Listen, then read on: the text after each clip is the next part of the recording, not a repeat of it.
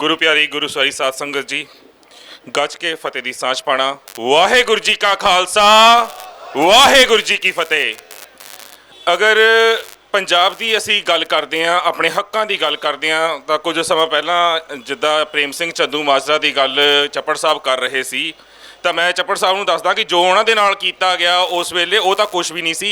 ये वो टोला आ जिन्हां ने 1984 दे विच संत जरनैल सिंह जी भिंडरांवाले नूं सब तो वध ते सब तो वड्डा धोखा दिता सी, जिहड़े हत्थ खड़े करके आए सी।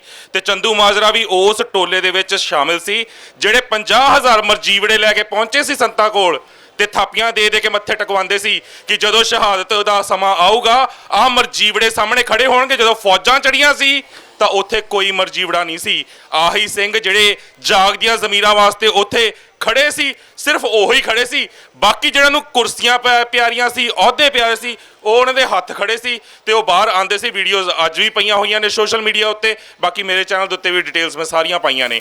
मैं कहांगा कि पहलां दीपवीर एक बेनती सारिआं नूं करके गया कि बहुत सारे सियासी आगू आते हैं, अपनियां रोटियां सेकण की कोशिश करते हैं।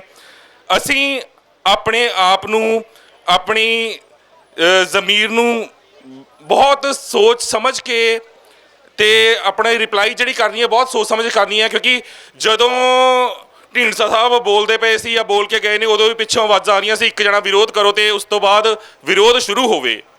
उस तो थोड़ी देर पहला दीपवीर हले बोल के गया से कि असी अपनी मर्यादा दे विच रहना है, क्योंकि देखो प्रोजैक्ट बहुत बंदे कीते जाणगे, चाहे ढींडसा ग्रुप हो चाहे XYZ कोई भी ग्रुप हो, साडा फर्ज बनता है कि असी जो सोच के इत्थे बैठे हाँ असी वो टीचा पूरा करना है। दिल्ली तक अगर जाना है तो अपनियां मंगां नूं मनाना है।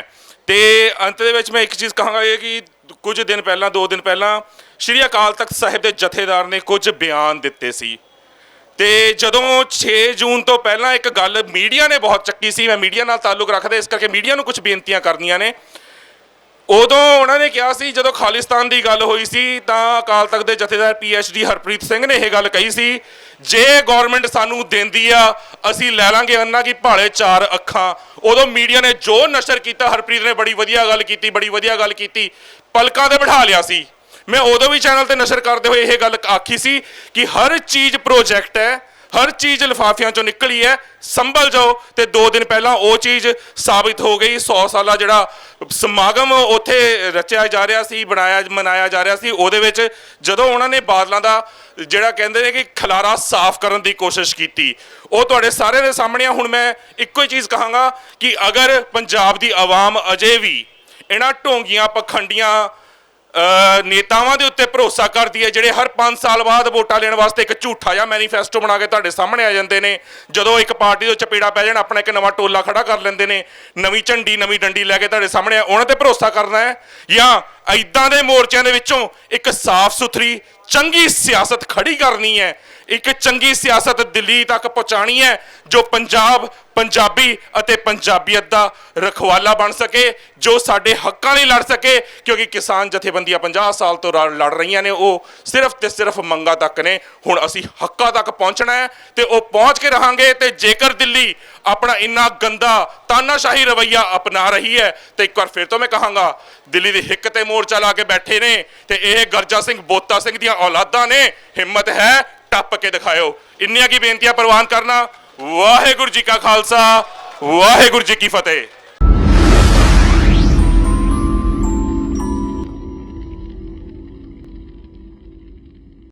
शंभू मोर्चे दे अज बड़े इस अहम दिहाड़े ते जिदन अखंड पाठ साहब का भोग पा के ते एक बार फिर सारियां संगतां नूं जोड़न का उपराला किया गया। अज मैं तुहाडा सारियां दा जिहड़े तुसीं इत्थे बैठे हो ते जिहड़े बहुत अरसे तो दीप सिद्धू हुणां दी सारी टीम ते लगभग 59-60 दिन तो जिहड़े अपने घरां दा कामकार छड्ड के बैठे ने, मैं तुहाडा सारियां दा बहुत बहुत ऋणी हाँ, धन्नवाद करदा।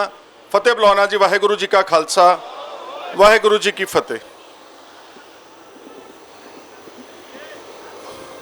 मैं जो पिछली बार भी इत्थे आया सीगा तो मैं सिर्फ ये उपराला किया सीगा कि जो कुछ अपने नाल इस आज़ाद भारत विच 73 सालों में होया वा, अगर तुसी ਇਨਸਾਫ ਪਸੰਦੀ ਨਾਲ ਉਹਦੇ ਤੇ ਝਾਤ ਮਾਰ ਲਓਗੇ, ਤੁਹਾਨੂੰ ਜੋ ਆਪਾਂ ਸਵਾਲ ਉਠਾ ਰਹੇ ਹਾਂ, ਜੋ ਗੱਲਾਂ ਕਰ ਰਹੇ ਹਾਂ, ਆਪਾਂ ਨੂੰ ਆਪਣੇ ਆਪ ਜਵਾਬ ਮਿਲ ਜਾਏਗਾ।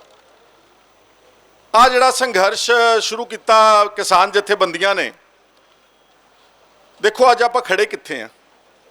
ਕਈ ਮਹੀਨਿਆਂ ਤੋਂ ਮੈਂ ਸਮਝਦਾ ਕਿ ਹੁਣ ਤੱਕ ਲੱਖਾਂ ਲੋਕਾਂ ਨੇ, ਨੌਜਵਾਨਾਂ ਨੇ, ਬਜ਼ੁਰਗਾਂ ਨੇ, ਔਰਤਾਂ ਨੇ ਸੜਕਾਂ ਤੇ ਬਹਿ ਕੇ ਦੇਖ ਲਿਆ, ਰੇਲ ਲਾਈਨ ਤੇ ਬਹਿ ਕੇ ਦੇਖ ਲਿਆ, ਹਰ ਤਰ੍ਹਾਂ ਦਾ ਸ਼ਾਂਤਮਈ ਪ੍ਰੋਟੈਸਟ ਕਰਕੇ ਦੇਖ ਲਿਆ। ਇੱਥੋਂ ਤੱਕ ਕਿ ਤੁਹਾਡੇ ਬਣਾਏ ਹੋਏ ਪ੍ਰੈਸ਼ਰ ਤੇ ਜੋ ਕਿਸਾਨ ਜਥੇਬੰਦੀਆਂ ਨੇ ਤੇ ਸ਼ੰਭੂ ਮੋਰਚੇ ਨੇ ਪ੍ਰੈਸ਼ਰ ਬਣਾਇਆ, ਉਹਦੇ ਵਿੱਚ ਮੌਜੂਦਾ ਪੰਜਾਬ ਸਰਕਾਰ ਨੂੰ ਵੀ ਝੁਕਣਾ ਪਿਆ ਤੇ ਵਿਧਾਨ ਸਭਾ ਦਾ ਮਤਾ ਸੈਸ਼ਨ ਬੁਲਾਉਣਾ ਪਿਆ। ਉਹਦੇ 'ਚ ਜਿਹੜੇ ਦਿੱਲੀ ਦੇ ਕਾਨੂੰਨ ਬਣਾਏ ਹੋਏ ਸੀਗੇ ਉਹਨਾਂ ਨੂੰ ਤਰਮੀਮ ਕਰਕੇ, ਅਮੈਂਡ ਕਰਕੇ, ਇੱਕ ਮਤਾ ਪਾਸ ਕਰਕੇ ਆਪਣਾ ਰੋਸ ਜ਼ਾਹਰ ਕਰਤਾ। ਯਾਨੀ ਕਿ ਜੇ ਮੈਂ ਕਹਿ ਦਿਆਂ ਕਿ 3 ਕਰੋੜ ਲੋਕਾਂ ਦੀ ਤਰਜਮਾਨੀ ਪੰਜਾਬ ਦੀ ਵਿਧਾਨ ਸਭਾ ਨੇ ਕਰਤੀ। ਚੰਗੀ ਕੀਤੀ, ਮਾੜੀ ਕੀਤੀ, ਉਹ ਅਲੱਗ ਗੱਲ ਆ। ਬਹੁਤ ਸਾਰੇ ਲੋਕ ਕਹਿੰਦੇ ਨੇ ਕਿ ਵਿਧਾਨ ਸਭਾ ਦੇ ਵਿੱਚ ਬੈਠੇ ਲੋਕਾਂ ਨੇ ਧੋਖਾ ਦੇ ਦਿੱਤਾ ਜੀ। ਜਿੰਨੇ ਮੇਰੇ ਤੁਸੀਂ ਸਤਿਕਾਰਯੋਗ ਵੀਰ ਬੈਠੇ ਹੋ, ਇੱਕ ਗੱਲ ਨਾਲ ਤਾਂ ਸਹਿਮਤ ਹੋ ਕਿ ਅੱਜ ਆਪਾਂ ਇਸ ਭਾਰਤ ਦੇਸ਼ ਦੇ ਵਿੱਚ ਇੱਕ 22-23 ਸੂਬਿਆਂ ਵਿੱਚੋਂ ਇੱਕ ਸੂਬਾ ਵਾਂ। ਇਸ ਦੇਸ਼ ਦੀ ਲੋਕ ਸਭਾ, ਰਾਜ ਸਭਾ ਤੇ ਇੱਥੋਂ ਦਾ ਬਣਾਇਆ ਹੋਇਆ ਸਿਸਟਮ ਤੇ ਰਾਸ਼ਟਰਪਤੀ ਸੁਪਰੀਮ ਨੇ। ਜਿਹੜਾ ਕਾਨੂੰਨ ਇੱਕ ਵਾਰ ਲੋਕ ਸਭਾ ਨੇ ਪਾਸ ਕਰਤਾ, ਉਹਨੂੰ ਰਾਜ ਸਭਾ ਨੇ ਪਾਸ ਕਰਤਾ, ਉਹਦੇ ਤੇ ਮੋਹਰ ਰਾਸ਼ਟਰਪਤੀ ਨੇ ਲਾਤੀ। ਉਹਦੇ ਤੋਂ ਥੱਲੇ ਆਣ ਕੇ ਤੁਸੀਂ ਜੋ ਮਰਜ਼ੀ ਕਾਨੂੰਨ ਬਣਾ ਲਓ, ਚੰਗੇ ਤੋਂ ਚੰਗਾ। ਜਸਪਾਲ ਸਿੰਘ ਜੀ ਮੰਜਪੁਰ ਬੈਠੇ ਨੇ ਤੇ ਵਕੀਲ ਸਾਹਿਬ, ਜਿੰਨੀ ਚੰਗੀ ਤੋਂ ਚੰਗੀ ਲਿਆਕਤ ਨਾਲ ਤੁਸੀਂ ਕਾਨੂੰਨ ਬਣਾ ਕੇ ਦੇਖ ਲਓ, ਤੁਸੀਂ ਉਸ ਲੋਕ ਸਭਾ ਦੇ ਬਣਾਏ ਹੋਏ ਕਾਨੂੰਨ ਨੂੰ ਸਰਪਾਸ ਨਹੀਂ ਕਰ ਸਕਦੇ। ਇਸ ਕਰਕੇ ਜਿੰਨੇ ਜੋਗੇ ਸੀ, ਮਾੜੇ ਸੀ, ਚੰਗੇ ਸੀ, 115 MLAs ਨੇ ਅੰਦਰ, 2 BJP ਦੇ ਨੂੰ ਛੱਡ ਕੇ ਸਾਰਿਆਂ ਨੇ ਮਤਾ ਪਾਸ ਕੀਤਾ ਤੇ ਵਿਰੋਧ ਕੀਤਾ।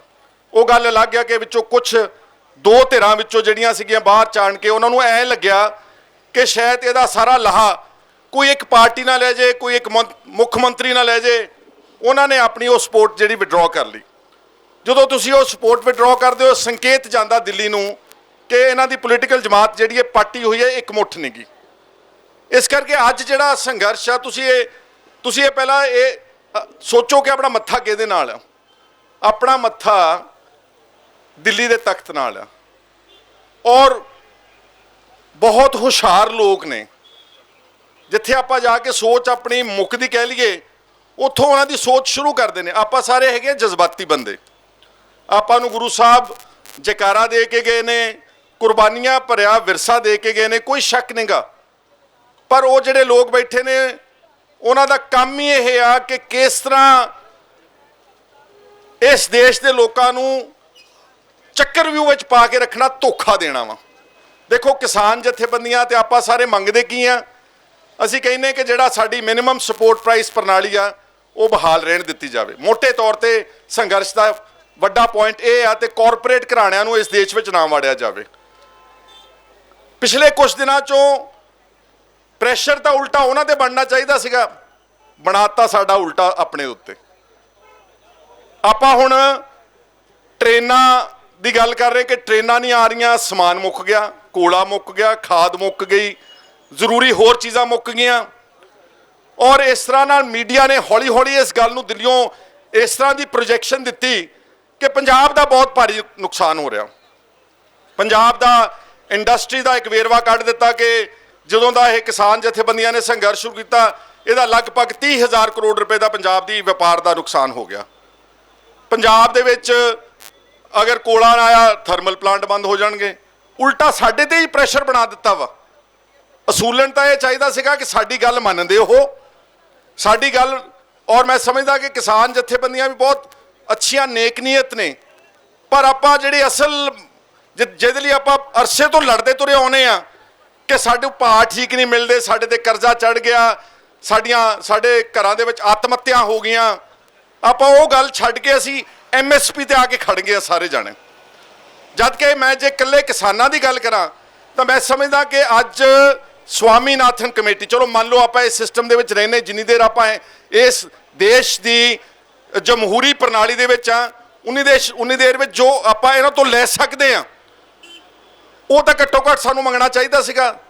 ਸਵਾਮੀਨਾਥਨ ਕਮੇਟੀ ਦੀ ਰਿਪੋਰਟ ਪਿਛਲੇ 8-9 ਸਾਲ ਤੋਂ ਦਿੱਲੀ ਦੇ ਦਫ਼ਤਰਾਂ ਵਿੱਚ ਧੂੜ ਚੱਟ ਰਹੀ ਆ, ਔਰ ਸਵਾਮੀਨਾਥਨ ਕਮੇਟੀ ਦੀ ਰਿਪੋਰਟ ਦੇ ਜਿੱਥੇ ਹੋਰ ਬਹੁਤ ਮੈਨੇ ਖੇਜ਼ ਗੱਲਾਂ ਨੇ, ਰეკਮੈਂਡੇਸ਼ਨਸ ਆ, ਉਹਦੇ 'ਚ ਇੱਕ ਗੱਲ ਬਹੁਤ ਇੰਪੋਰਟੈਂਟ ਆ ਕਿ ਕਿਸਾਨਾਂ ਦੀਆਂ ਫਸਲਾਂ ਦੇ ਭਾਅ ਮਿਥਣ ਤੋਂ ਪਹਿਲਾਂ ਉਹਦੀ ਜਿਹੜੀ ਟੋਟਲ ਇਨਪੁਟ ਕਾਸਟ ਜੋ ਲਾਗਤ ਹੈ, ਲਾਗਤ ਵਿੱਚ ਕਿਸਾਨ ਦੇ ਟੱਬਰ ਦੀ ਮਿਹਨਤ, ਉਸ ਕਿਸਾਨ ਦੇ ਟੱਬਰ ਦੀ ਹੈਲਥ ਇੰਸ਼ੋਰੈਂਸ, ਉਸ ਕਿਸਾਨ ਦੇ ਪਰਿਵਾਰ ਦੀਆਂ ਜੋ ਹੋਰ ਛੋਟੀਆਂ ਜੋ ਦੇਣਾ ਨੇ ਉਹਦੇ ਵਿੱਚ ਯੋਗਦਾਨ ਆ, ਬਾਕੀ ਜੋ ਡੀਜ਼ਲ ਦੀ ਕੀਮਤ ਵੱਧ ਗਈ, ਜੋ ਲੇਬਰ ਵੱਧ ਗਈ, ਜੋ ਫਲਾਹ ਹੋ ਗਿਆ, ਖਾਦ ਦੀ ਵੱਧ ਗਈ ਵਗੈਰਾ ਵਗੈਰਾ ਵਗੈਰਾ, ਉਹ ਸਾਰੀ ਕੀਮਤ ਜਿਹੜੀ ਆ ਉਹਨੂੰ ਕੈਲਕੂਲੇਟ ਕਰਨ ਤੋਂ ਬਾਅਦ 1.5 ਗੁਣਾ ਮਿਨੀਮਮ ਸਪੋਰਟ ਪ੍ਰਾਈਸ ਮਿਲਣੀ ਚਾਹੀਦੀ ਆ। ਜੇ ਅੱਜ ਸਵਾਮੀਨਾਥਨ ਕਮੇਟੀ ਰਿਪੋਰਟ ਦੇ ਹਿਸਾਬ ਨਾਲ ਕਣਕ ਦਾ ਭਾਅ ਹੋਵੇ ਨਾ ਤੇ ਉਹ 7000 ਰੁਪਏ ਕੁਇੰਟਲ ਚਾਹੀਦਾ ਵਾ। ਦਵਿੰਦਰ ਸ਼ਰਮਾ ਇੱਕ ਫਾਰਮ ਸਾਇੰਟਿਸਟ ਨੇ, ਰੋਜ਼ ਲੇਖ ਵੀ ਲਿਖਦੇ ਨੇ, ਪੰਜਾਬੀ ਅਖਬਾਰਾਂ 'ਚ ਵੀ ਆਉਂਦੇ ਨੇ, ਅੰਗਰੇਜ਼ੀ 'ਚ ਵੀ ਆਉਂਦੇ ਨੇ, ਉਹਨੇ ਕੈਲਕੂਲੇਟ ਕਰਕੇ ਜੋ ਦੱਸਿਆ ਕਿ 7000 ਰੁਪਏ ਕੁਇੰਟਲ ਤੇ ਮਿਲਦਾ ਕਿੰਨਾ ਆਪਾਂ ਨੂੰ 1900-2000। ਤੇ ਕਰਜ਼ਾ ਤਾਂ ਭਰਾਓ ਚੜਨਾ ਹੀ ਆਪਣੇ ਸਭ ਤੇ ਕਰਜ਼ਾ, ਸਾਰੇ ਪੰਜਾਬ ਦੀ 90% ਜ਼ਮੀਨ ਲਾਲ ਲਕੀਰ ਦੇ ਵਿੱਚ ਆ। ਆਤਮ ਹੱਤਿਆ ਨਹੀਂ ਰੁਕਣਗੀਆਂ। ਮੈਂ ਤਾਂ ਸਿਰਫ ਤੁਹਾਨੂੰ ਕਹਿ ਰਿਹਾ ਕਿ ਦੇਖੋ ਕਿੱਡੇ ਸ਼ਾਤਰ ਲੋਕ ਨੇ, ਗੱਲ ਤਾਂ ਸਾਡੀ ਕੀ ਮੰਨਣੀ, ਸਾਨੂੰ ਮਨਾ ਲਿਆ ਉਹਨਾਂ ਨੇ। ਚਲੋ ਮੈਂ ਇਸ ਗੱਲ ਨੂੰ ਵੀ ਚੰਗਾ ਸਮਝਦਾ ਕਿ ਪੰਜਾਬ ਦੇ ਹਿੱਤ ਵਿੱਚ ਕਿਸਾਨ ਜਥੇਬੰਦੀਆਂ ਨੇ ਕਿਹਾ ਅਸੀਂ ਰੇਲਾਂ ਵੀ ਚੱਲਣ ਦੇਵਾਂਗੇ ਜੀ, ਕੋਈ ਗੱਲ ਨਹੀਂ, ਅਸੀਂ ਸਟੇਸ਼ਨ ਵੀ ਖਾਲੀ ਕਰ ਦੇਵਾਂਗੇ।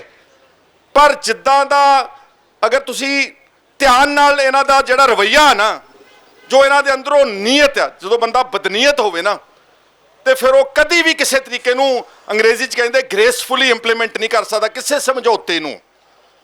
ਮੈਨੂੰ ਤਾਂ ਕੋਈ ਬਹੁਤੀ ਉਮੀਦ ਨਹੀਂ ਕਿ ਹਾਲਾਂਕਿ 26-27 ਨੂੰ ਮੋਰਚਾ ਜਾਣਾ ਚਾਹੀਦਾ, ਡਟ ਕੇ ਇਹਨਾਂ ਦਾ ਵਿਰੋਧ ਕਰਨਾ ਚਾਹੀਦਾ, ਕੋਈ ਸ਼ੁਬਾ ਨਹੀਂਗਾ। ਪਰ ਇਸ ਦੇਸ਼ ਦੇ ਰਾਜ ਕਰਨ ਵਾਲੇ ਲੋਕਾਂ ਦੇ ਇਹ ਫਿਤਰਤ ਵਿੱਚ ਹੀ ਨਹੀਂਗਾ, ਇਹ ਇਹਨਾਂ ਨੂੰ ਸਿਖਾਇਆ ਹੀ ਨਹੀਂ ਗਿਆ ਕਿ ਤੁਸੀਂ ਕੋਈ ਗੱਲ ਜਿਹੜੀ ਫਰਾਖ ਦਿਲੀ ਨਾਲ ਕਿਸੇ ਨਾਲ ਕਰਨੀ। ਇੱਕ ਥੋੜੋ ਆਪਣੇ, ਮੈਂ ਉਦੋਂ ਵੀ ਕਹਿ ਕੇ ਗਿਆ ਸੀ ਪਿਛਲੀ ਵਾਰ, ਰਾਜੀਵ ਲੌਂਗੋਵਾਲ ਮਾੜਾ ਚੰਗਾ ਸਮਝੌਤਾ, ਛੱਡ ਦਿਓ ਉਸ ਗੱਲ ਨੂੰ, ਪਰ ਉਹਦੇ ਤੇ ਦਸਤਖਤ ਕਿਹਦੇ ਸੀਗੇ? ਦੇਸ਼ ਦੇ ਪ੍ਰਾਈਮ ਮਿਨਿਸਟਰ ਦੇ ਉਸ ਵਕਤ ਦੇ। ਇੱਕ ਵੀ ਮੱਦ ਲਾਗੂ ਨਹੀਂ ਕੀਤੀ ਯਾਰ।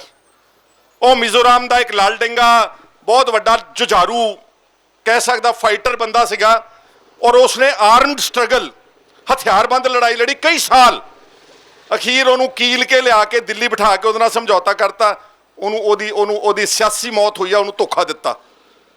ਦਾਰਜਲਿੰਗ ਦੇ ਗੋਰਖਾਲੈਂਡ ਦੇ ਵਿੱਚ ਵੈਸਟ ਬੰਗਾਲ ਤੋਂ ਅਲੱਗਾ ਗੋਰਖੇ ਜਿਹੜੇ ਸੀਗੇ ਉਹ ਕਹਿੰਦੇ ਸਾਨੂੰ ਗੋਰਖਾਲੈਂਡ ਚਾਹੀਦਾ ਵਾ, ਉਹਨੂੰ ਥਕਾ ਕੇ ਉਹਨੂੰ ਇੱਕ ਛੋਟੀ ਜਿਹੀ ਕਾਉਂਸਲ ਬਣਾ ਦਿੱਤੀ, ਉਹਦੀ ਸਿਆਸੀ ਕਤਲ ਕੀਤਾ ਵਾ। ਜੰਮੂ ਕਸ਼ਮੀਰ ਇੱਕ ਲਿਖਤੀ ਕਨਸਟੀਟਿਊਸ਼ਨਲ ਗਾਰੰਟੀ, ਦੇਸ਼ ਆਜ਼ਾਦ ਹੋ ਰਿਹਾ ਸੀ ਨਾ, ਕਿਉਂਕਿ ਉਸ ਵਕਤ ਜੰਮੂ ਕਸ਼ਮੀਰ ਦਾ ਜਿਹੜਾ ਰਾਜਾ ਸੀ ਉਹ ਹਿੰਦੂ ਸੀਗਾ, ਪ੍ਰਜਾ ਜਿਹੜੀ ਸਾਰੀ ਸੀਗੀ ਉਹ ਮੁਸਲਮਾਨ ਸੀਗੀ, ਤੇ ਹੁਣ ਉਹਨੂੰ ਭਾਰਤ ਵਿੱਚ ਸ਼ਾਮਲ ਕਿੱਦਾਂ ਕਰਨਾ ਸੀਗਾ? ਰਾਜੇ ਨੂੰ ਕੁਛ ਨਾ ਕੁਛ ਤਾਂ ਉਹਨਾਂ ਨੇ ਚੋਗਾ ਪਾਉਣਾ ਸੀ, ਜਿਹੜਾ ਰਾਜਾ ਅੱਗੇ ਆਪਣੇ ਚੋਗੇ ਨੂੰ ਲੋਕਾਂ ਤੱਕ ਦਿਖਾ ਸਕੇ। ਉਹਨਾਂ ਨੇ ਕਿਹਾ ਤੁਹਾਨੂੰ ਅਸੀਂ ਦੇਸ਼ ਵਿੱਚ ਹਰ ਕਿਸਮ ਦੀ ਆਜ਼ਾਦੀ ਦੇਵਾਂਗੇ, ਤੁਹਾਡਾ ਝੰਡਾ ਆਪਣਾ ਹੋਊਗਾ। ਸ਼ੇਖ ਅਬਦੁੱਲਾ ਜਿਹੜਾ ਪਹਿਲਾ ਚੀਫ ਮਿਨਿਸਟਰ ਬਣਾ, ਉਹਨੂੰ ਪ੍ਰਾਈਮ ਮਿਨਿਸਟਰ ਦਾ ਰੁਤਬਾ ਸੀਗਾ, ਪ੍ਰਾਈਮ ਮਿਨਿਸਟਰ ਜੰਮੂ ਕਸ਼ਮੀਰ।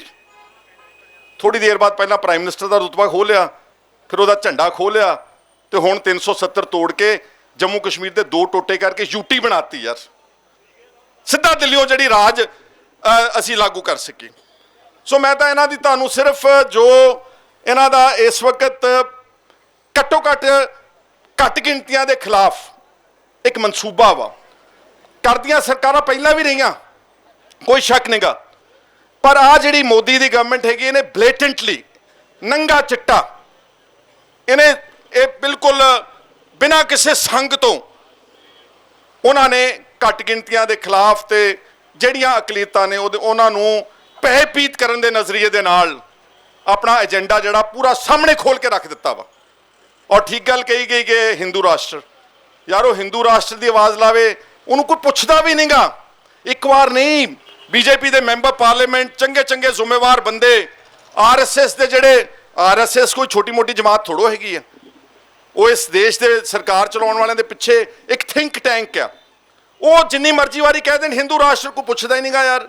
ਇੱਥੇ ਦੀਪ ਸਿੱਧੂ ਦੇ ਪਰਲੇ ਪਾਸੇ ਕੋਈ ਨਾਰਾ ਲਾ ਜਾਵੇ ਖਾਲਿਸਤਾਨ ਦਾ, ਚੱਕ ਲੋ, ਢਾ ਲੋ, ਤੁੰਨ ਦਿਓ, ਯੁਆਪਾ ਲਾ ਦਿਓ। ਆ ਬੈਠੇ ਜਸਪਾਲ ਜੀ ਬੈਠੇ ਨੇ, ਕਿਤੇ ਮੈਂ ਦੇਖ ਰਿਹਾ ਸੁਣਿਆ ਸੀ ਨਾਮ ਉਹਨਾਂ ਦਾ, ਯੁਆਪਾ, ਟਾਡਾ, ਪੋਟਾ, ਜਿਹਦੀ ਕੋਈ ਸੁਣਵਾਈ ਨਹੀਂ, 3-4 ਸਾਲ ਮੁੜ ਕੇ ਅੱਛਾ ਸਜ਼ਾ ਵੀ ਨਹੀਂ ਕੋਈ ਹੁੰਦੀ, 12-13 ਸਾਲ ਜੇਲ੍ਹ ਰੱਖ ਕੇ ਖੱਜਲ ਖੁਆਰ ਕਰਕੇ ਕਹਿੰਦੇ ਚੰਗਾ ਆਪਣੇ ਘਰ ਨੂੰ ਚੱਲ ਜਾ। ਸਿਰਫ ਪੰਜਾਬੀ ਚੰਗਾ ਨਹੀਂ ਲੱਗਦਾ ਸ਼ਬਦ ਇਹ ਖੱਸੀ ਕਰਦੇ ਨੇ ਯਾਰ।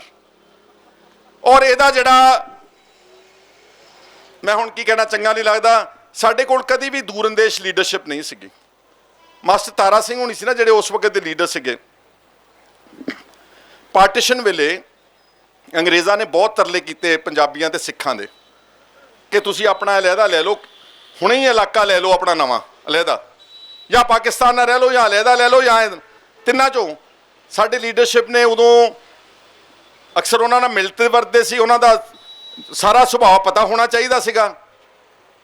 ਉਹਨਾਂ ਨੇ ਉਦੋਂ ਭਾਰਤ ਨੂੰ ਆਪਟ ਕਰ ਦਿੱਤਾ।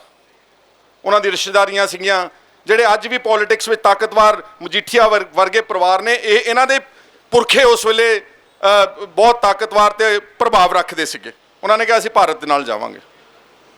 ਭਾਰਤ 'ਚ ਆ ਗਏ ਜੀ, ਸਭ ਕੁਝ ਲੁਟਾ ਕੇ ਆ ਗਏ ਪਾਕਿਸਤਾਨ ਤੋਂ, ਜ਼ਮੀਨਾਂ ਜਾਇਦਾਦਾਂ ਜੋ ਸਾਡੇ ਕੋਲ ਅਹੁਦੇ ਸਤਿਕਾਰ ਸੀਗਾ ਉੱਥੇ ਉਹ ਛੱਡ ਕੇ ਇੱਥੇ ਆ ਗਏ ਇਸ ਦੇਸ਼ ਵਾਸਤੇ। ਕੁਰਬਾਨੀਆਂ ਸਭ ਤੋਂ ਜ਼ਿਆਦਾ ਮੇਰੇ ਕਹਿਣ ਦੀ ਲੋੜ ਨਹੀਂ ਗੀ। ਆਉਂਦੇ ਸਾਰ ਇਹਨਾਂ ਦੀ ਨੀਅਤ ਦੇਖੋ ਤੁਸੀਂ, ਇਹਨਾਂ ਦਾ ਪੰਜਾਬ ਦੇ ਪ੍ਰਤੀ ਤੇ ਸਿੱਖ ਕੌਮ ਦੇ ਪ੍ਰਤੀ ਦੇਖ ਲਓ ਵਤੀਰਾ ਕੀ ਸੀਗਾ। ਆਉਂਦੇ ਸਾਰ ਪਹਿਲਾ ਹਮਲਾ ਸਾਡਾ ਹੋਇਆ। ਪਹਿਲਾਂ ਤਾਂ ਵੈਸੇ ਕਿਤੇ ਇਤਿਹਾਸ ਵਿੱਚ ਸਿੱਖਾਂ ਨੂੰ ਕੀ ਕਹਿੰਦੇ ਹੁੰਦੇ ਜੀ, ਉਹ ਜਰੈਮ ਪੇਸ਼ਾ ਕੌਮ, ਉਹ ਵੀ ਕਰਾਰ ਦਿੱਤਾ ਹੋਇਆ ਇੱਥੇ, ਜਰੈਮ ਪੇਸ਼ਾ ਕੌਮ। ਸਾਡਾ ਸੂਬਾ ਨਹੀਂ ਬਣਨ ਦਿੱਤਾ, ਬਾਕੀ ਸਾਰੇ ਸੂਬਿਆਂ ਨੂੰ ਭਾਸ਼ਾ ਦੇ ਆਧਾਰ ਤੇ ਬਣਾਤਾ। ਪੰਜਾਬ ਦਾ ਸੂਬਾ ਲੈਣ ਵਾਸਤੇ ਮੋਰਚਾ ਲਾਉਣਾ ਪਿਆ, ਕੁਰਬਾਨੀਆਂ ਕਰਨੀਆਂ ਪਈਆਂ। ਨਾਲ ਹੀ ਸਾਡਾ ਦਰਿਆਈ ਪਾਣੀ ਖੋਲਿਆ।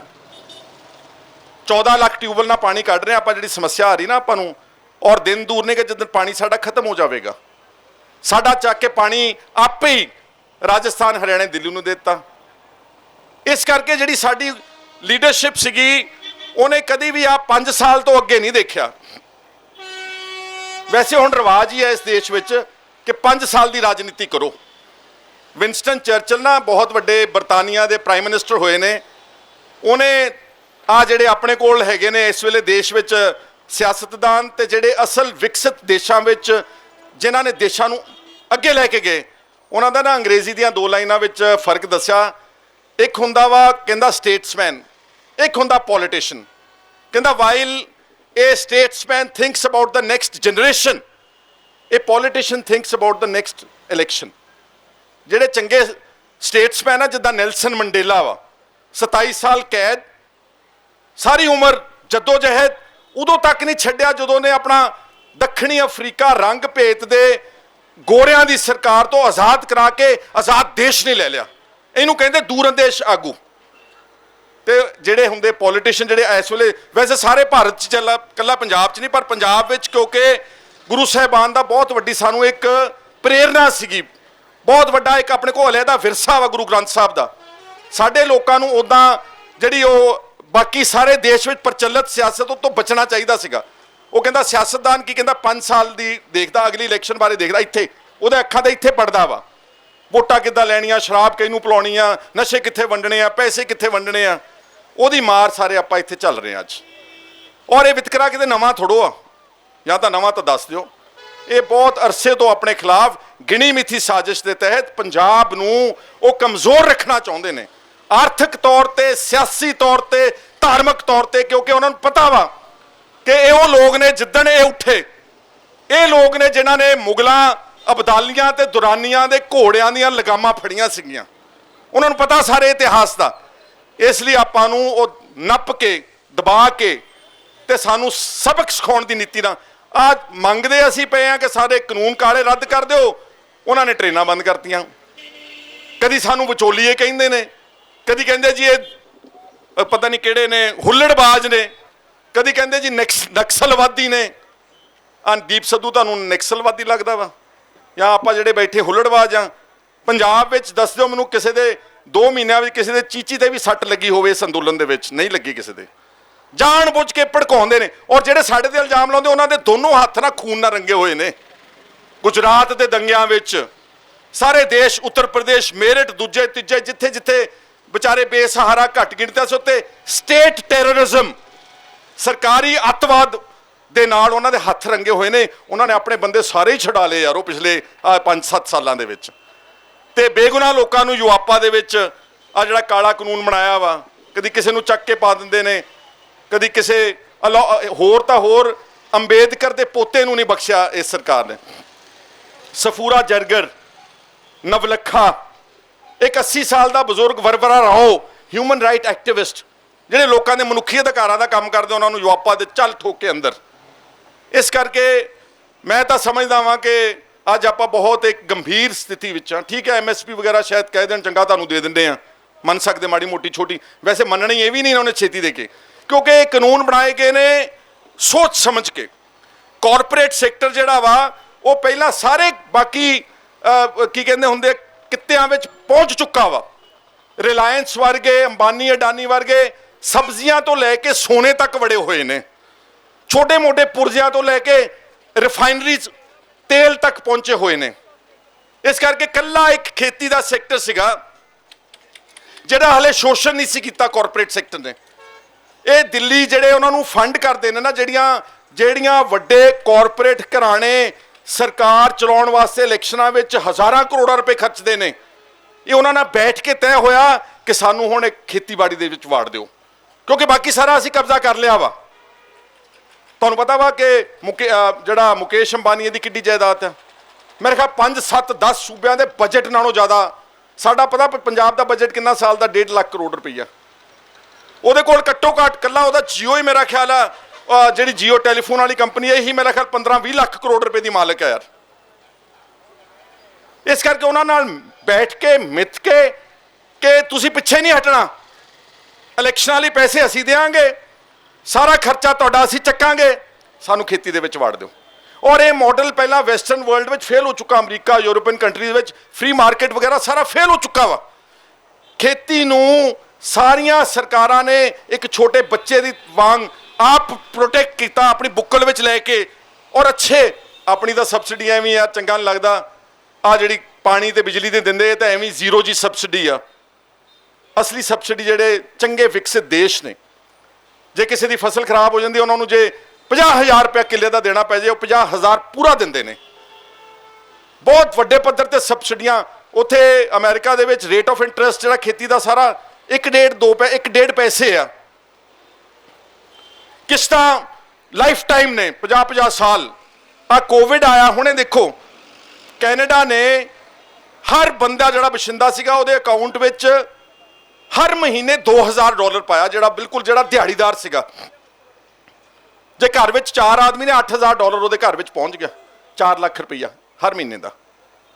40-40, $50,000 ਜਿਹੜੇ ਆਪਣੇ ਨੌਜਵਾਨ ਸਾਥੀ ਜਿਹੜੇ ਉੱਥੇ ਟਰੱਕ ਚਲਾਉਂਦੇ ਨੇ ਨਾ, ਟਰਾਂਸਪੋਰਟਰ ਨੇ, ਭਾਵੇਂ ਇੱਕ ਟਰਾਲਾ ਹੀ ਹੋਵੇ, $50,000 ਦਿੱਤਾ 2 ਸਾਲ 3 ਸਾਲ ਤੱਕ ਬਿਨਾਂ ਕਿਸੇ ਵਿਆਜ ਤੋਂ, ਤੇ 3 ਸਾਲ ਬਾਅਦ ਤੁਸੀਂ ਪੈਸਾ ਸਾਨੂੰ ਕਿਸ਼ਤਾਂ ਮੋੜਨਾ ਸ਼ੁਰੂ ਕਰ ਦਿਓ। ਇਹਨੂੰ ਤਾਂ ਕਹਿੰਦੇ ਨੇ ਸਰਕਾਰਾਂ। ਇਸ ਕਰਕੇ ਇਹਨਾਂ ਤੋਂ ਬਹੁਤੀ ਉਮੀਦ ਮੈਨੂੰ ਤਾਂ ਸਹੀ, ਮੈਂ ਤਾਂ ਕਾਫੀ ਲੜ ਭਿੜ ਕੇ ਦੇਖ ਲਿਆ ਵਾ।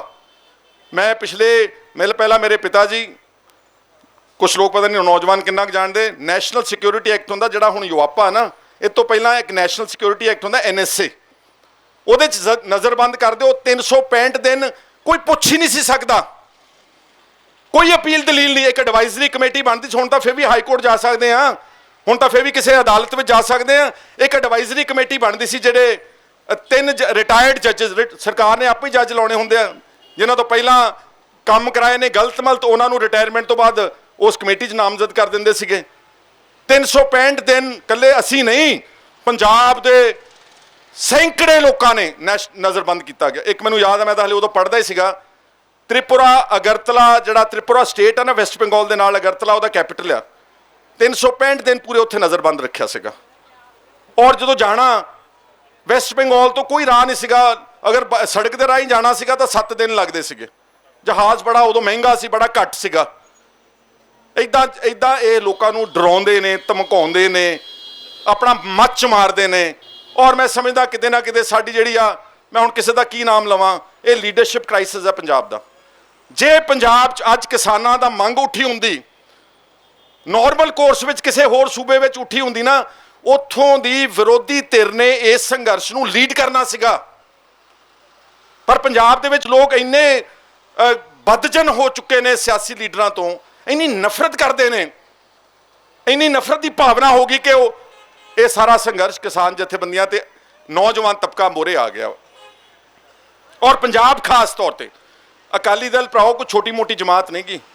ਜਦੋਂ ਵੀ ਤੁਸੀਂ ਬੋਲਦੇ ਹੋ ਨਾ, ਤੁਸੀਂ ਲੀਡਰਾਂ ਦੇ ਖਿਲਾਫ ਬੋਲੋ, ਤੁਸੀਂ ਬਾਦਲ ਦੇ ਟੱਬਰ ਦੇ ਖਿਲਾਫ ਬੋਲੋ, ਤੁਸੀਂ ਐਸਜੀਪੀਸੀ ਨੂੰ ਜਦੋਂ ਕੋਸਣਾ ਗੋਬਿੰਦ ਸਿੰਘ ਲੌਂਗੋਵਾਲ ਨੂੰ ਕੋਸੋ, ਜਦੋਂ ਤੁਸੀਂ ਅਕਾਲ ਤਖਤ ਨੂੰ ਮਾੜਾ ਕਹਿਣਾ ਉਹਦੇ ਜਥੇਦਾਰ ਹਰਪ੍ਰੀਤ ਸਿੰਘ ਨੂੰ ਕੋਸੋ, ਕਿਉਂਕਿ ਇਹ ਜਿਹੜੀਆਂ ਆਪਣੇ ਕੋਲ ਜਿਹੜੀਆਂ ਇਹ ਇੰਸਟੀਟਿਊਸ਼ਨਸ ਨੇ ਇਹ ਬਹੁਤ ਕੁਰਬਾਨੀਆਂ ਤੋਂ ਬਾਅਦ ਬੜੀ ਮੁਸ਼ਕਿਲ ਨਾਲ ਬਣੀਆਂ।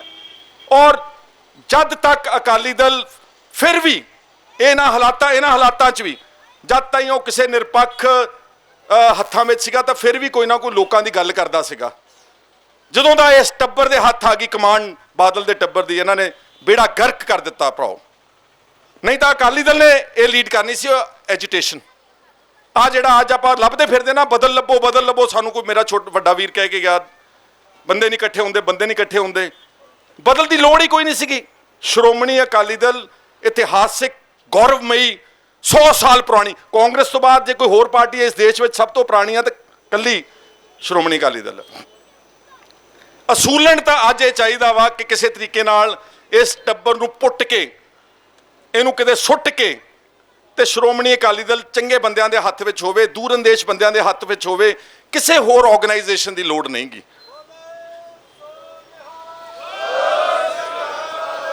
ਪਰ ਉਹ ਕੰਮ ਸੌਖਾ ਨਹੀਂਗਾ, ਕਿਉਂਕਿ ਸੁਖਬੀਰ ਹੋਣਾ ਕੋ ਬਹੁਤ ਸਰਮਾਇਆ ਵਾ, ਇਹਨਾਂ ਕੋ 7 ਸਟਾਰ ਹੋਟਲ ਨੇ, ਇਹਨਾਂ ਕੋ ਜਹਾਜ਼ ਨੇ। ਇਹ ਭਾਵੇਂ ਅੱਜ ਬੀਜੇਪੀ ਦੇ ਨਾਲ ਵਿਗੜ ਗਏ ਨੇ, ਪਰ ਅੰਦਰੋਂ ਏਜੰਸੀਆਂ ਹਲੇ ਵੀ ਇਹਨਾਂ ਦਾ ਖਿਆਲ ਰੱਖਣਗੀਆਂ, ਕਿਉਂਕਿ ਇਹਨਾਂ ਲੋਕਾਂ ਨੇ ਆਪਣੇ ਧਰਮ ਦਾ ਘਾਣ ਕੀਤਾ ਵਾ। ਗੁਰਦੁਆਰਾ ਢੱਠ 'ਚ ਆਪਾਂ ਦੁਬਾਰਾ ਬਣਾ ਲਾਂਗੇ। ਇਹਨਾਂ ਨੇ ਵਿਚਾਰਧਾਰਾ ਦਾ ਕਤਲ ਕੀਤਾ ਵਾ, ਗੁਰੂ ਗ੍ਰੰਥ ਸਾਹਿਬ ਦੀ ਬੇਅਦਬੀਆਂ, ਬਾਈਬਲ ਕਲਾਂ ਦਾ ਸ਼ਰੇਆਮ ਗੋਲੀਆਂ ਮਾਰ ਕੇ ਅਕਾਲੀ ਦਲ ਦੀ ਸਰਕਾਰ ਵੱਲੋਂ ਕਤਲ ਕਰ ਦੇਣਾ ਤੇ ਫਿਰ ਕਹਿਣਾ ਕਿ ਸਾਨੂੰ ਪਤਾ ਨਹੀਂ ਲੱਗਦਾ ਕਿ ਇਹ ਅਣਪਛਾਤੇ ਬੰਦਿਆਂ ਨੇ ਗੋਲੀ ਚਲਾਤੀ ਹੈ। ਔਰ ਜਿਹੜੇ ਡੀਜੀਪੀ ਸੁਮੇਧ ਸਿੰਘ ਸੈਣੀ ਦੇ ਖਿਲਾਫ ਪੁਖਤਾ ਸਬੂਤ ਨੇ, ਉਹਦੇ ਖਿਲਾਫ ਕੋਈ ਐਕਸ਼ਨ ਨਾ ਲੈਣਾ, ਉਲਟਾ ਉਸ ਨੂੰ ਸਿੱਖਾਂ ਦੇ ਕਤਲੇਆਮ ਕਰਨ ਵਾਲਾ, ਝੂਠੇ ਪੁਲਿਸ ਮੁਕਾਬਲੇ ਬਣਾਉਣ ਵਾਲਾ, ਤਸ਼ੱਦਦ ਤੇ ਚੱਡੇ ਪਾੜਨ ਵਾਲੇ ਇਹ ਕਹਿੰਦਾ ਦੇ ਐਂਟੀ ਸਿੱਖ ਅਫਸਰ ਨੂੰ ਅਕਾਲੀ ਦਲ ਵੱਲੋਂ ਡੀਜੀਪੀ ਲਾਉਣਾ। ਇਸ ਕਰਕੇ ਕੇਂਦਰ ਦੀ ਸਰਕਾਰ ਇਹਨਾਂ ਨੂੰ ਕੁਝ ਨਹੀਂ ਕਹੇਗੀ। ਅੱਜ ਚੋਣ ਈਡੀ ਦੀ ਜਾਂਚ ਕਰਾ ਕੇ, ਸੀਬੀਆਈ ਦੀ ਜਾਂਚ ਕਰਾ ਕੇ ਇਹ ਪਿਓ ਪੁੱਤ ਧੀ ਜਵਾਈ ਸਭ ਨੂੰ ਫੜ ਕੇ ਅੰਦਰ ਦੇ ਸਕਦੇ 5 ਮਿੰਟ ਵਿੱਚ। ਸਾਰੇ ਸਬੂਤ ਉਹਨਾਂ ਦੇ ਕੋਲ ਨੇ, ਪਰ ਕਦੀ ਕਰਨਗੇ ਨਹੀਂ, ਕਿਉਂਕਿ ਇਦਾਂ ਦੇ ਉਹਨਾਂ ਨੂੰ ਆਗੂ ਆਉਣ ਵਾਲੇ ਸਮੇਂ ਵਿੱਚ ਵੀ ਚਾਹੀਦੇ ਨੇ। ਆ ਸਮੱਸਿਆ ਪੰਜਾਬ ਦੀ ਆ। ਔਰ ਮੈਂ ਆਰਥਿਕ ਗੱਲ ਇੱਕ ਖੀਲੀ ਕਹਿ ਕੇ ਕੋਈ ਹੋਰ ਵੀ ਸੱਜਣਾ ਬੋਲਣਾ, ਦੀਪ ਨੇ ਵੀ ਬੋਲਣਾ। ਆਰਥਿਕ ਛੁਟਕਾਰਾ, ਚਲੋ ਜਿਹੜਾ ਆਪਣਾ ਦੂਜਾ ਛੁਟਕਾਰਾ ਉਹ ਤਾਂ ਲੰਬੀ ਲੜਾਈ ਆ ਤੇ ਬਹੁਤ ਸੰਘਰਸ਼ ਆ, ਬਹੁਤ ਦਮਦਾਰ, ਕਿਉਂਕਿ ਇਸ ਵਕਤ ਤੁਸੀਂ ਦੇਖ ਰਹੇ ਹੋ ਆਪਣੇ ਜੰਮੂ ਕਸ਼ਮੀਰ ਦੀ ਹਾਲਤ। 8-10 ਲੱਖ ਫੌਜ ਲਾਈ ਹੋਈ ਆ, ਕੀ ਕੁਛ ਉੱਥੇ ਹੋ ਰਿਹਾ ਵਾ, ਕਤਲੋ ਗਾਰਤ, ਕੋਈ ਪੁੱਛਣ ਵਾਲਾ ਹੀ ਹੈ ਨਹੀਂ ਯਾਰ, ਕੋਈ ਪੁੱਛਣ ਵਾਲਾ ਹੀ ਹੈ ਨਹੀਂਗਾ। ਅਗਰ ਆਰਥਿਕ ਤੌਰ ਤੇ ਆਪਾਂ ਕਰਨਾ ਨਾ ਤੇ ਆਪਾਂ ਨੂੰ ਜਿਹੜਾ ਪਾਕਿਸਤਾਨ ਨਾਲ ਬਾਰਡਰ ਆ, ਜਿੰਨੀ ਦੇਰ ਇਹ ਨਹੀਂ ਖੁੱਲਦਾ ਆਪਣਾ ਕੁਝ ਨਹੀਂ ਬਣ ਸਕਦਾ। ਆਰਥਿਕ ਤਰੱਕੀ ਦੀ ਗੱਲ ਕਰਦਾ, ਛੋਟੀ ਗੱਲ, ਕੁਝ ਨਹੀਂ ਬਣ ਸਕਦਾ, ਕਿਉਂਕਿ ਆਪਾਂ ਨੁੱਕਰ ਤੇ ਬੈਠੇ ਆ, ਨਾ ਸਾਡੇ ਕੋਲ ਬੰਦਰਗਾਹ ਹੈ, ਨਾ ਸਾਡੇ ਕੋਲ ਕੋਈ ਹੋਰ ਸਾਧਨ ਆ, ਨਾ ਸਾਡੇ ਕੋਲ ਡਰਾਈ ਪੋਰਟ ਆ। ਜਿਹੜਾ ਪੁਰਾਣਾ ਪਾਕਿਸਤਾਨ ਦਾ ਬਾਰਡਰ ਸੀ ਨਾ, ਇਹ ਸਾਰੀ ਸੈਂਟਰਲ ਏਸ਼ੀਆ ਦੀ ਮਾਰਕੀਟ ਨੂੰ ਕੇਟਰ ਕਰਦਾ ਸੀਗਾ। ਪਾਕਿਸਤਾਨ, ਇਹ ਸਾਰੇ ਅੱਗੇ ਕਮਜ਼ੋਰ ਮੁਲਕ ਨੇ, ਇਹਨਾਂ ਦੇ ਕੋਲ ਇਹਨਾਂ ਦਾ ਮੌਸਮ ਇਹੋ ਜਿਹਾ ਵਾ ਕਿ ਇੱਥੇ ਕੁਝ ਪੈਦਾ ਵੀ ਨਹੀਂ ਹੁੰਦਾ। Pakistan, Afghanistan, Iran, Turkmenistan, Uzbekistan, Russia ਤੱਕ ਬਹੁਤ ਵੱਡਾ ਇਲਾਕਾ ਵਾ।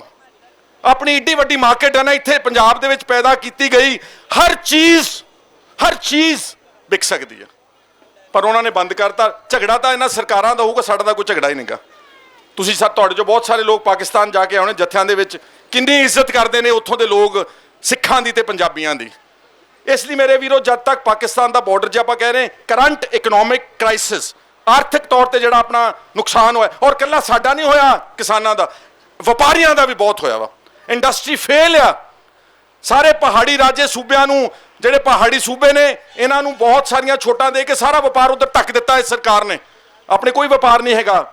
ਐਵੇਂ ਛੋਟਾ ਮੋਟਾ ਵਪਾਰ ਹੈਗਾ।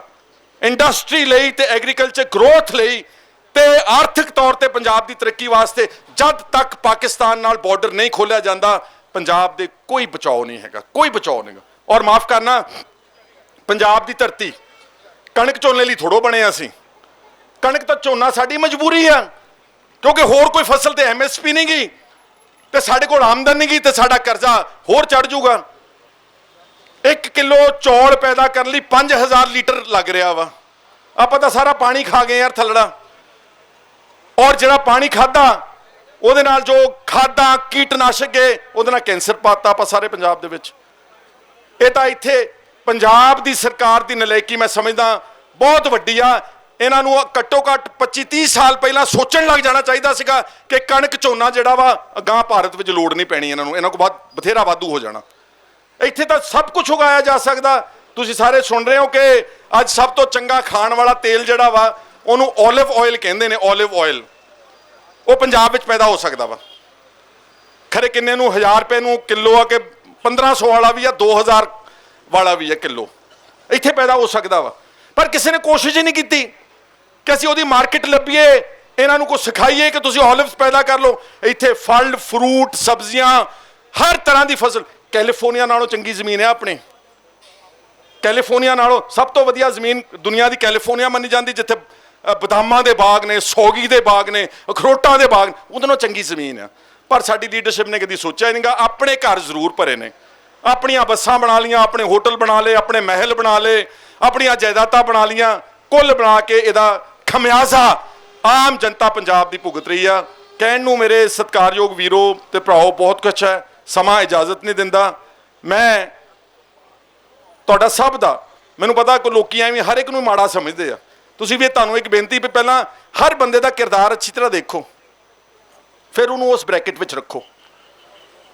ਗਧਾ ਘੋੜਾ ਇੱਕ ਬਰਾਬਰ ਨਾ ਕਰੀ ਚੱਲੋ। ਠੀਕ ਹੈ, ਸਿਆਸੀ ਲੋਕਾਂ ਨੇ ਧੋਖਾ ਕੀਤਾ ਵਾ। ਜਿਹੜਾ ਬਰਗਾੜੀ ਵਿੱਚ ਧੋਖਾ ਮੈਂ ਨਹੀਂ ਸੀ ਕੀਤਾ, ਮਾਫ ਕਰਨਾ। ਜਿਹੜੇ ਮੋਰਚੇ ਦੇ ਸੰਚਾਲਕ ਸੀ, ਮੈਨੂੰ ਤਾਂ ਅਖਬਾਰ 'ਚ ਪੜ੍ਹਿਆ ਕਿ ਚੱਕ ਲਿਆ ਮੋਰਚਾ ਉਹਨਾਂ ਨੇ, ਦੱਸਿਆ ਵੀ ਨਹੀਂ ਸਾਨੂੰ, ਸਲਾਹ ਵੀ ਨਹੀਂ ਕੀਤੀ। ਲਓ ਇੰਨੇ ਹੀ ਬੰਦੇ ਸੱਦ ਲੈਂਦੇ, ਮੰਡ ਸਾਹਿਬ ਜਾਂ ਜਿਹੜੇ ਸੰਚਾਲਕ ਇੰਨੇ ਹੀ ਸੱਦ ਲੈਂਦੇ, ਕਿਸੇ ਨੇ ਉਹਨੂੰ ਚੱਕਣ ਨਹੀਂ ਸੀ ਦੇਣਾ ਉੱਥੋਂ ਮੋਰਚਾ। ਇਸ ਕਰਕੇ ਥੋੜਾ ਜਿਹਾ ਇਹ ਸਮਝਣ ਦੀ ਕੋਸ਼ਿਸ਼ ਕਰੋ ਔਰ ਆਪਾਂ ਸਾਰੇ ਰਲ ਮਿਲ ਕੇ, ਅਸੀਂ ਤੁਹਾਡੇ ਨਾਲ ਆ। ਇੱਥੋਂ ਮੇਰੇ ਦਾਨਗੜ੍ਹ ਸਾਹਿਬ ਕਹਿ ਕੇ ਗਏ ਸੀ ਆਖੇ ਨਹੀਂ ਲੱਗਦੇ। ਮੈਂ ਪਹਿਲਾਂ ਵੀ ਕਹਿ ਗਿਆ, ਫੇਰ ਕਹਿ ਦਿੰਦਾ, ਮੇਰੀ ਕੋਈ ਇੱਛਾ ਨਹੀਂ ਜੀ ਯਾਰ। ਤੁਸੀਂ ਜਿਹੜੇ ਬੰਦੇ ਇਕੱਠੇ ਕਰੋਗੇ ਮੈਨੂੰ ਅਖੀਰ ਵਿੱਚ ਬਿਠਾ ਦਿਓ, ਪਰਲੇ ਪਾਸੇ ਬੈਰੀਅਰ ਤੇ ਪਰਲੇ ਪਾਸੇ ਬਿਠਾ ਦਿਓ ਕਿ ਤੈਨੂੰ ਅਸੀਂ ਕੁਝ ਨਹੀਂ ਦੇਣਾ। ਲਓ ਲੱਭੋ ਤਾਂ ਅਸੀਂ ਬੰਦੇ ਅੱਗੇ ਚੰਗੇ ਲੱਭ ਲਓ, ਮੈਂ ਤੁਹਾਡੇ ਨਾਲ ਆ ਸਾਰੀ ਗੱਲ ਵਾਸਤੇ। ਔਰ ਮਾਫ ਕਰਨਾ, ਮੈਂ ਅੱਜ ਦਾ ਨਹੀਂ ਲੱਗਾ ਬਦਲ ਲੱਭਣ ਵਾਸਤੇ, ਮੈਂ ਨਾਮ ਨਹੀਂ ਲੈਣਾ, ਜੇ ਨਾਂ ਲੈ ਤੇ ਨੰਗੇ ਹੋ ਜਾਣੇ ਸਾਰੇ। ਮੈਂ ਬਹੁਤ ਜ਼ੋਰ ਲਾਇਆ। ਆ ਬੈਠੇ ਰਛਪਾਲ ਸਿੰਘ ਜੋੜਾ ਮਾਜਰਾ ਗਵਾਹ ਮੇਰੇ ਨਾਲ ਇੱਥੇ ਆਏ ਹੋਏ ਨੇ ਸਮਾਣੇ ਤੋਂ। ਬਹੁਤ ਜ਼ੋਰ ਲਾਇਆ, ਕੱਲੇ ਕੱਲੇ ਦੀ ਮਿਹਨਤ ਕੱਢੀ, ਕਈ ਮੀਟਿੰਗਾਂ ਕੀਤੀਆਂ। ਗੱਲ ਸੁਣ ਜਾਂਦੇ ਨੇ, ਮੰਨ ਜਾਂਦੇ ਨੇ, ਕਹਿੰਦੇ ਸੋਚ ਕੇ ਆਵਾਂਗੇ, ਮੁੜ ਕੇ ਕੋਈ ਨਹੀਂ ਪਰਤੇ ਅੱਜ ਤੱਕ। ਤੇ ਕਈ ਤਾਂ ਏਡੇ ਹੈਂਕੜਬਾਜ਼ ਨੇ, ਉਹ ਮੀਟਿੰਗਾਂ 'ਚ ਹੀ ਨਹੀਂ ਆਏ। ਉਹ ਕਹਿੰਦੇ ਅਸੀਂ ਇਕੱਲੇ ਹੀ ਤੁਰੇ ਜਾਣਾ। ਮੈਂ ਉਹਨਾਂ ਨੂੰ ਬਹੁਤ ਸਮਝਾਇਆ, ਇਕੱਲੇ ਫਿਰ ਕੇ, ਇਕੱਲੇ ਘੁੰਮ ਕੇ ਕਿਸੇ ਦਾ ਕੁਛ ਨਹੀਂ ਬਣਨਾ ਮੇਰੇ ਵੀਰੋ, ਕੁਛ ਨਹੀਂ ਬਣਨਾ। ਕਿਉਂਕਿ ਲੜਾਈ ਕਿਹਦੇ ਨਾਲ ਆ? ਸਰਮਾਏਦਾਰ ਪਾਰਟੀਆਂ ਨਾਲ, ਦਿੱਲੀ ਦੇ ਤਖਤ ਨਾਲ। ਇਕੱਲੇ ਕੁਛ ਨਹੀਂ ਬਣਨਾ। ਮੈਂ ਤਾਂ ਇਹੀ ਪਹਿਲਾਂ ਵੀ ਕੀਤਾ, ਫਿਰ ਵੀ ਕੋਸ਼ਿਸ਼ ਕਰੂੰਗਾ ਔਰ ਉਮੀਦ ਕਰਦਾ ਕਿ ਕੋਈ ਚੰਗੇ ਬੰਦੇ ਇੱਕ ਥਾਂ ਦੇ ਉੱਤੇ ਇਕੱਠੇ ਹੋਣਗੇ। ਤੁਹਾਡਾ ਸਾਰਿਆਂ ਦਾ, ਤੁਸੀਂ ਵੀ ਬਹੁਤ ਜੁਝਾਰੂ ਬੰਦੇ ਹੋ ਸਕਦਾ ਮੈਂ ਇੰਨੀ ਸਜ਼ਾ ਨਹੀਂ ਕੱਟ ਸਕਦਾ। ਸਾਡੀ ਜ਼ਿੰਦਗੀ ਹੋ ਸਕਦਾ ਤੁਹਾਡੇ ਨਾਲੋਂ ਜ਼ਿਆਦਾ ਆਰਾਮਪ੍ਰਸਤ ਹੈ, ਪਰ ਮੈਂ ਆਪਣੇ ਸੂਬੇ ਪ੍ਰਤੀ ਕਦੀ ਬੇਈਮਾਨੀ ਨਹੀਂ ਕਦੀ ਕੀਤੀ, ਨਾ ਆਪਣੇ ਲੋਕਾਂ ਦੇ ਨਾ ਕਦੀ ਖਿਲਾਫ ਕੋਈ ਖਿਲਾਫਤ ਕੀਤੀ ਆ। ਮੈਂ ਪਿਛਲੇ 25 ਸਾਲ ਤੋਂ ਲਗਾਤਾਰ ਆਪੋਜੀਸ਼ਨ ਵਿੱਚ ਆ। ਆ ਬਾਦਲਾਂ ਨੇ ਮੇਰੇ ਤੇ 6 ਮੁਕੱਦਮੇ ਦਰਜ ਕੀਤੇ ਝੂਠੇ। ਚਲੋ ਧੰਨਵਾਦ ਹੈ ਹਾਈ ਕੋਰਟ ਸਾਹਿਬ ਦਾ, ਜਿਹੜਾ ਨੇ ਸਾਡੇ ਮੁਕੱਦਮੇ ਸਾਰੇ ਭੁਆਂ ਕੇ ਮਾਰੇ। ਆ ਰਾਣੇ ਗੁਰਜੀਤ ਦਾ ਅਸਤੀਫਾ ਦਿੱਤਾ ਸੀਗਾ ਮੈਂ ਹੀ। ਆ ਜਦੋਂ ਖੱਡਾਂ ਦੇ ਪੈਸੇ, ਤੁਹਾਨੂੰ ਪਤਾ ਨਾ ਖੱਡਾਂ ਦੇ ਨਿਲਾਮੀ ਜਦੋਂ ਹੋਈ ਸੀਗੀ, ਯਾਦ ਹੈ ਨਾ ਤੁਹਾਨੂੰ? ਮੈਂ ਉਦੋਂ ਲੀਡਰ ਆਫ ਆਪੋਜੀਸ਼ਨ ਸੀਗਾ। ਅਸਤੀਫਾ ਤਾਂ ਉਹਨੂੰ ਕੱਢ ਤਾਂ ਦਿੱਤਾ ਕੈਬਨਿਟ ਚੋਂ, ਪਰ ਗੁੱਸਾ ਇੰਨਾ ਕੀਤਾ ਉਹਨਾਂ ਨੇ ਮੇਰੇ ਤੇ ਨਸ਼ਿਆਂ ਦਾ ਮੁਕੱਦਮਾ ਦਰਜ ਕਰਤਾ। NDPS ਐਕਟ ਦਾ ਜਿਹਦੇ 'ਚ 20 ਸਾਲ ਕੈਦ ਹੋ ਸਕਦੀ ਮੈਨੂੰ ਸੁਪਰੀਮ ਕੋਰਟ ਨੇ ਬਚਾਇਆ ਹੋਇਆ ਵਾ। ਸੋ ਇਸ ਕਰਕੇ ਮੈਂ ਤਾਂ ਜਿੰਨੇ ਜੋਗਾ ਹੈਗਾ ਤੁਹਾਡੇ ਨਾਲ ਆ। ਬਾਕੀ ਵਾਹਿਗੁਰੂ ਦੇ ਚਰਨਾਂ 'ਚ ਇਹੀ ਮੇਰੀ ਅਰਦਾਸ ਆ ਕਿ ਪੰਜਾਬ ਦੀ ਲੀਡਰਸ਼ਿਪ ਨੂੰ ਸਮੱਤ ਬਖਸ਼, ਆਪਣੇ ਲੋਕਾਂ ਨਾਲ ਬੇਈਮਾਨੀ ਨਾ ਕਰਨ।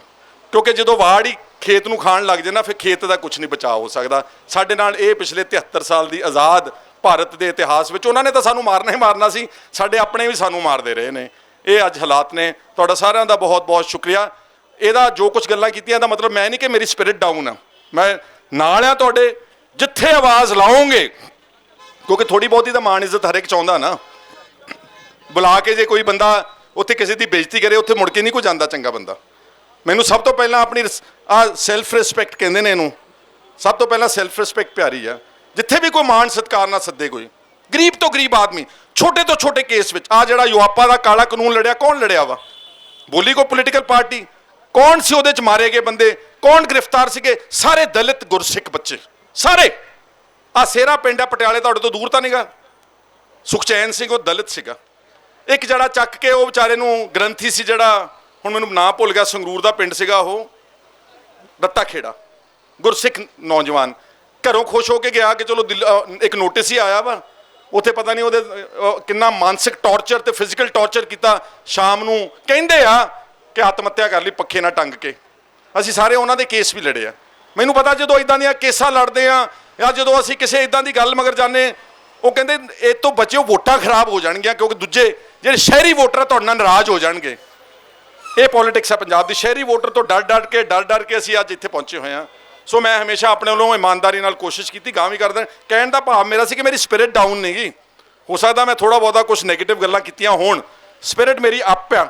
ਜੋ ਵੀ ਕਿਤੇ ਕੋਈ ਅੱਛੀ ਕਾਲ ਦਿਓਗੇ, ਪਾਏਦਾਰ, ਤਕੜੀ, ਮੱਥਾ ਲਾਉਣ ਵਾਲੀ, ਮੈਂ ਤੁਹਾਡੇ ਨਾਲ ਹਾਂ ਸਾਰਿਆਂ ਦੇ। ਬਹੁਤ ਬਹੁਤ ਸ਼ੁਕਰੀਆ। ਫਤਿਹ ਪਿਆਰ ਨਾਲ ਬੁਲਾ ਦਿਓ। ਵਾਹਿਗੁਰੂ ਜੀ ਕਾ ਖਾਲਸਾ, ਵਾਹਿਗੁਰੂ ਜੀ। ਧੰਨਵਾਦ ਜੀ, ਬਹੁਤ ਬਹੁਤ।